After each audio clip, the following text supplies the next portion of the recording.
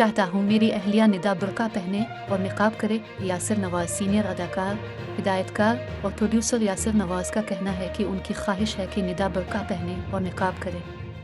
हाल ही में यासिर नवाज अहलिया निदा यासिर के हमरा निजी टीवी के प्रोग्राम में शरीक हुए, जिसमें दोनों ने एक दूसरे से मुताल्लिक सवालात के दिलचस्प जवाब दिए। दौरान प्रोग्राम मेज़बान ने निदा यासिर से सवाल किया कि यासिर का पसंदीदा रंग कौन सा है।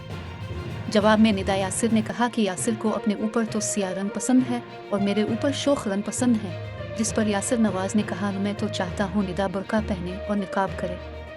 मेज़बान ने निदा से सवाल किया कि क्या आप यासिर की इस ख्वाहिश को पूरा करने का सोचेंगे। निदा यासिर ने कहा मैं अल्लाह के लिए करूँगी, शौहर के लिए नहीं करूँगी। ख्याल रहे कि इसी प्रोग्राम में यासिर नवाज ने साथी अदाकारा अलीज़े शाह के हवाले से दिए गए बयान पर माज़रत भी की थी।